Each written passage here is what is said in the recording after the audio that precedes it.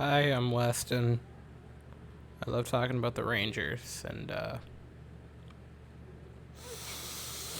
why? So I'm here to talk about Game 22 of the regular season, which the Rangers would win 1-0, and there's so much good to talk about.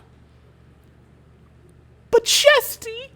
Alright, okay, I'm gonna get to Shesterkin in due time. I want to start out on a happy note, because, man, there was genuinely a lot of good from this game. Okay, so there's only one goal to talk about, so this is going to be a very floating timeline. Let's just get the goal out of the way right now. Rangers, in the first period, get a power play. Cool. We're passing it around with the first power play unit. I believe Panarin had it. He gave it to Mika. Mika put it out, kind of a centering pass in between like the blue line and the face-off dots to Fox. He just gives a little toucher to Ryan Strome. He absolutely rips one with a slapper that completely... Ryan Strome, I did not realize you had that in you. Beats Hill. It's 1-0 Rangers. That would be the only score of the game. Yeah, that was the only score. So that was the only score, and that's out of the way. But now there's so much else to talk about with the Rangers. Let's start with this. Third line tonight, I thought looked really good. I thought the third lines looked good the past few games. Philip Hedl, Alexis Lafreniere, and Julien Gauthier. That is a very fun and exciting line. And it's three players who are all just that close to breaking through. Whenever Julien Gauthier is on the ice, he plays with, more heart than you could ever imagine. He is so close to breaking out. Same goes with Philip Hedl. Same goes with Alexis Lafreniere. That line, people are calling it the kid line. You could call it the so close to being great line. They are just on the edge of destroying games. If they can start scoring at any clip at all, it's over. Like, that line could crush it. When that line starts scoring, and I'm saying when because you can tell it's a when, the Rangers could theoretically waltz to a playoff spot. Along with that, it's sort of every game, but the fourth line is also fantastic.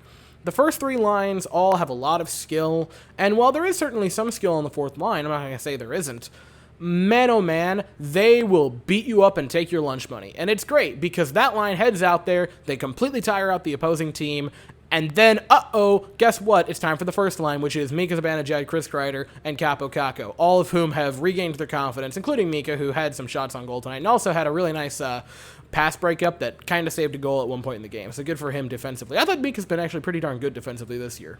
And when you can tire out the opposition to then turn it over to those guys, and if they can't score, I guess it's stuff for us. Oh, wait, no, it's then Panarin, Strome, and Dryden Hunt. The fourth line has been great this year at just tiring out the opponent. And hey, good news for the fourth line. Barclay Goodrow left the other game, with an injury, but he's back tonight, and he looks great. Oh, my God! Barclay, you good? You good, man? You good? Other good stuff. Man, the defense tonight, locked down. Quietly, and I don't think people have been really talking about this, Jacob Trouba has become a lockdown defenseman in the last, 10 games. He's been great defensively. Keandre Miller also was pretty good defensively. I'll talk about his one miscue tonight in a second. But they've been very good. Keandre Miller, who had a very bad defensive start to the season, has become great. That pair is fantastic. The first pair is fantastic. I'm very happy with our top four defensemen right now. They're playing great. Trouba, if he can start scoring at any clip like he was at one point back when the Jets had him, which Trouba the past few, couple games, scored some goals. He's been putting shots on. He has his confidence, so I think realistically Trouba could have a very good rest of the season.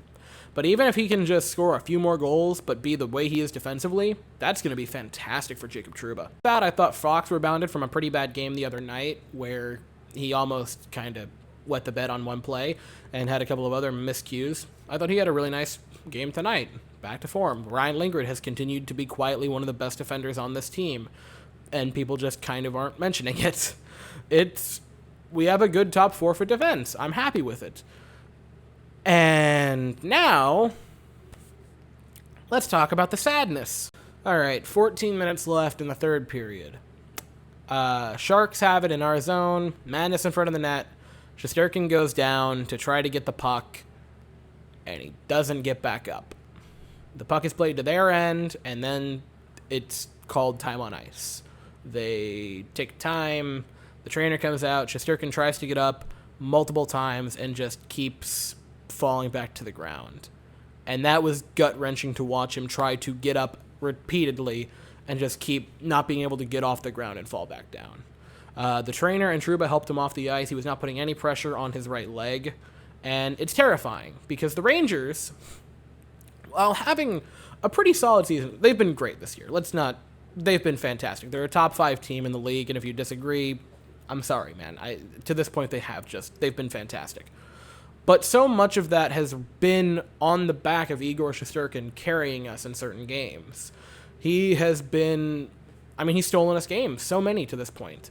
And the Rangers this season have really, we've all sort of agreed, we could be contenders. Not maybe for a Stanley Cup, but certainly for the playoffs and maybe somewhat of a run in the playoffs.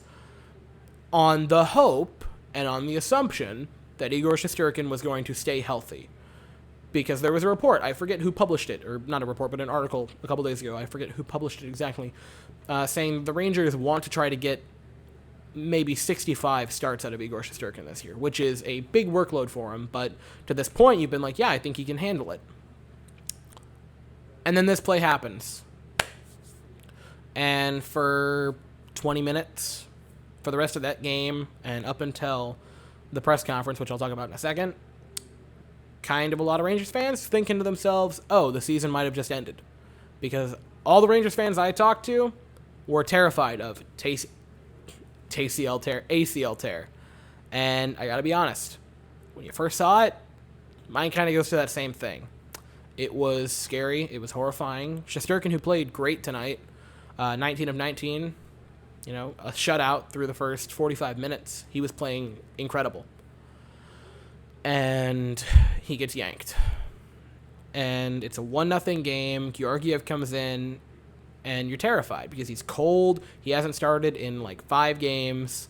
It's a very, very terrifying spot to be in for the Rangers. But we killed it off with the help of some good Georgiev saves, great Georgiev saves. And in the last few minutes, the Rangers were just able to control the puck in their zone. They would not let them get any possession whatsoever.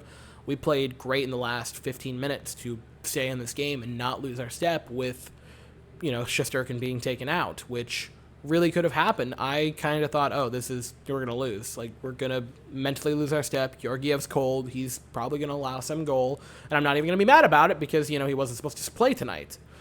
But they didn't. They held completely solid as a rock and won the game. And you're incredibly proud of a team like this to stay in it after such a shocking thing. That could have shooken us up and we just fell apart after that, but we didn't, and that's fantastic for this team to see that happen. On the Shesterkin front, there is positive news, which was Gerard Gallant in the presser after the game said it is not as bad as it looks. Now, not as bad as it looks is kind of a loaded question because that depends on who you ask. Some people said, there was someone on Twitter, I forget, a good Rangers beat reporter, I'm sorry that I forget the name, was like, maybe it was just a stinger off the knee. That's what it sort of looked like to me, that maybe that's all it was. And so if you're thinking that's all it was, not as bad as it looks, could have just been, a mild stinger off the knee that they just want to be careful about. If you thought it was an ACL tear and it turns out to just be a pulled groin, that's not as bad as it looked, but it still could take him out for a few weeks. At this time, we know that Alexander Georgiev is going to go tomorrow. I would be completely flabbergasted if there was any possibility of Shesterkin playing tomorrow. It's got to be basically non-existent. Which Georgiev, again, he looked good in the last 15 minutes. He did really good to hold us in this game. I was incredibly happy with how he played. And hopefully, Shesterkin is at most only out for a couple of weeks. I'm hoping maybe it was just genuinely the stinger on the knee that just shook him up and pulled him out of the game. It looks like more than that, but I'm gonna hope that that's all it is. I'm gonna give it 20 minutes before I start editing this, and if there's any more news, I'll throw that in immediately after this. And if there isn't, then it'll go up. And if the news doesn't come out tonight and it comes out tomorrow, I'll just make another video for it. But man, It was a game that was... I'm still going to say this was a positive game, and Gerard Gallant saying that it's not as bad as it looks gives me more hope that Shesterkin isn't going to be out long term, and maybe the out might only be a week or two. Because if you guys remember last season, he had an injury that looked terrifyingly similar against the Devils in that, like, 4-game stretch that we had against them. And he was only out for 2 weeks, and some of us were thinking the same thing of, oh, that looks like an ACL tear. And it wasn't. It was only a small little period of time that he was out. So hopefully... that's all it is. And hopefully, we get the Georgiev that we had in the last 15 minutes of this game going into tomorrow against the Chicago Blackhawks. That game is at 8:30. I'll be here after it. This was a positive. And also, 5-game winning streak for the Rangers. Let's be happy. We're only 1 point behind the Capitals for the lead in the Metro, which is also positive. There was so much good out of this game, and it sucks because of the Shesterkin injury. So let's just... You know what? No, we're happy. We're good. We're good. We're good.